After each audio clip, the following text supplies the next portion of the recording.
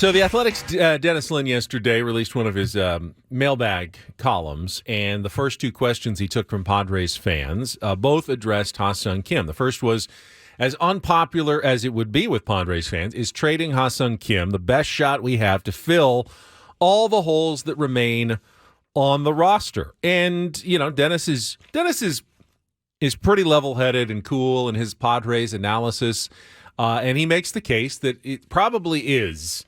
If we're being totally honest, and the Padres are going to find some quality that can play now in the outfield or perhaps another starting pitcher, given the market right now in free agency and the limitations the Padres have self-imposed, it looks like, on themselves for payroll, that trading Ha-seong Kim may be their best option if they want to have a more fully balanced roster. Doesn't mean they're going to trade him, but that seems to be the avenue that they could take if they wanted to do so. Well, one of the quotes from his answer, internally at least, San Diego has been discussing the idea for weeks. Yeah, we've kicked it around a little bit. It's never a popular subject, and I fully understand why.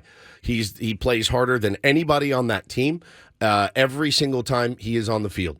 He is a fan favorite. He is beloved in San Diego. He is a value play at $8 million a season, Gold Glove winner, and getting better offensively every single year. So obviously, the asking price for him is very, very high. And I saw a guy that covers the Marlins.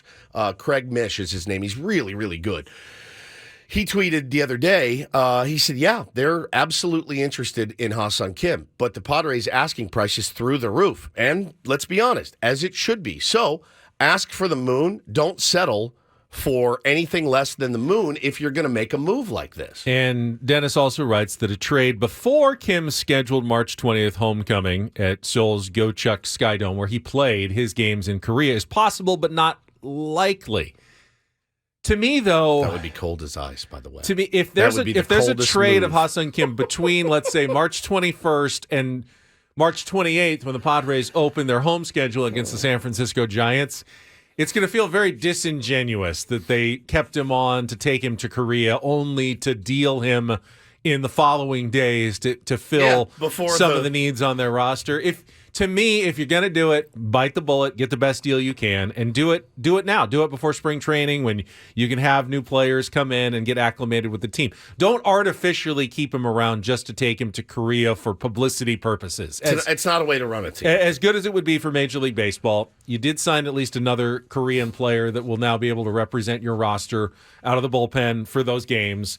Now, if you think the smart thing is keeping him around for the reasons you just talked about, Woods, the cost efficiency, the fact that he has only improved every single season. However, the last part of it is he will be a free agent at the end of the year. And if you don't think you can sign him to an extension, just like with Juan Soto, you are also facing the possibility of losing him for nothing. Correct. And right now, the Padres don't seem to be an organization that's in the position that they can just lose guys for nothing. So the second question here was, what would a reasonable contract extension for Ha-seong Kim look like? And Dennis made some comparisons to what Dansby Swanson and Trevor Story got. Now, both of those guys were fairly premier names going on the market in the last, 2 to 3 years. Correct. And while maybe Ha-seong Kim isn't quite on the level in terms of offensive potential as those guys, he's not.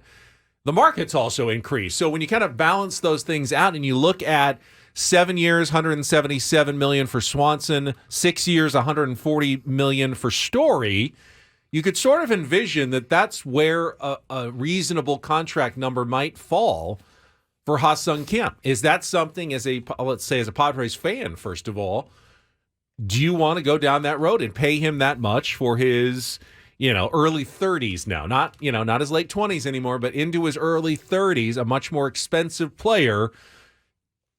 Or have we seen now the best of Ha-seong Kim? Was last year the best that we'll see of Ha-seong Kim? Ask yourself this question, Padre fans. Are you willing to pay him between $21 and $26 million per year? And if you're okay with that, then okay. Yeah, that's fine. Absolutely, you're right. I myself, I don't know that I could do that. Now, I understand other extensions have been handed out that make maybe even less sense than this one. I totally understand That toothpaste is out. It's on the counter. You cannot scoop it back in there. There's nothing you can do about those now unless you work out a trade and eat some salary and attach prospects and things like that. I guess there's always a way out of a corner that you painted yourself into. But if you're willing to give him, Ben, almost triple what he's making now, that's what you'd have to do. Because again, which he's earned. His value is his value. But they also said the only notable competition in the upcoming class of free agent shortstops is Willy Adames. He's 28 years old. So, I mean, look, if you could get pieces, it just sucks. I hate that we're back to this point. Sucks so much because he's such a fan favorite. He plays the game. You want 26 guys just like him. No question, man. But you can't. You're going to pay him that much money. The formula is right there. Guy into a contract year at peak value. Peak value. Like 10 times out of 10, that's the right decision, and it's never sucks. easy. I think there are 3 potential outcomes with Ha-seong Kim that you're looking to avoid all 3 of them. One of them is the Jake Cronenworth. You sign him to a long, lucrative contract extension, but turns out he really wasn't improving. We saw the peak, and now starts to decline, and the numbers just aren't there, and now you're overpaying for another infielder on a long-term deal. The second possible bad outcome is you trade him or let him go in free agency. He signs somewhere else, and guess what? He continues to improve. And the season that he just got that had MVP votes is not a fluke. And for several years, he's tormenting you on another team, maybe even one up in San Francisco or Arizona, and coming back and going, could have had that guy, could have signed him for not a cheap deal, but a more reasonable deal if they have done it now, and he goes and haunts you somewhere else. But the third possible one and Dennis brings this up and mentions it, Jackson Merrill is your top prospect or one of your top prospects in your system, and right now still is a guy without a position. If Ha-seong Kim leaves and Jackson Merrill comes in and takes over that position and does well, if he doesn't, you trade Jackson Merrill and he becomes a stud somewhere else cheaply for many years of control, and you got rid of him because you had to keep Ha-seong Kim on a $145 million deal when you could have had Jackson Merrill producing somewhat similarly or maybe even better depending on how he develops. That's not an outcome you want either. No, you'd rather have Jackson Merrill on the cheap producing somewhat comparably to Ha-seong Kim than an expensive Ha-seong Kim. Now, those are 3 outcomes you want to avoid. What's the best course forward now for the San Diego Padres? That Ha-seong Kim comes to A.J. Preller and says, I love playing here. I don't want to leave. Defer me until 2030. That's your best case scenario because Ha-seong Kim deserves every dollar he can get. He's earned it. He plays hard as hell for it. And if you can't pay him, somebody's going to. Somebody's going to. He plays a premier position and doesn't even play it here.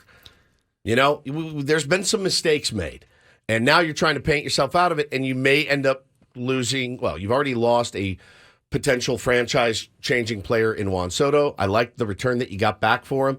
The return that you get back for a Ha-seong Kim, if you do this too, it better be juicy as well. I mean, Ha-seong Kim certainly more of a known quantity than Jackson Merrill is at this point. You're taking a big risk if you're turning things over to Merrill, even if it's a year from now, and saying farewell to Ha-seong Kim. But the potential rewards of doing that are also pretty high.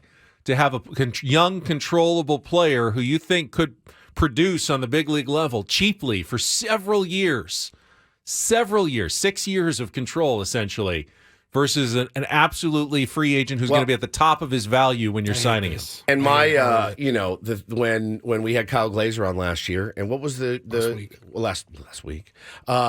It was almost last year. It was almost last year. The word that he used was a transition year. And if it's a transition year, truly, you don't really have a choice. If you're transitioning to get ready for 2025, yes, Ha-seong Kim makes you better in 2024, but if you're not going to sign him at the end of the year, you cannot afford to lose him for nothing. And the deadline deal is not going to be as lucrative as it would be now. And if you've already decided you couldn't afford to lose Juan Soto for nothing, right? Isn't the same calculus at play for Ha-seong Kim? One would think. You don't want to lose him for nothing either One with would a year to go, especially if, as Dennis writes, the market for him has been very interested out there. When there's a lot of teams interested, that just makes the offers go up and up for what you're going to get. It's going to suck. There's no my 6-year-old will be devastated. Devastated. Ha-seong Kim is a guy that you watch play and say, play like him. Mm-hmm. That's how you play the game. And those guys just don't.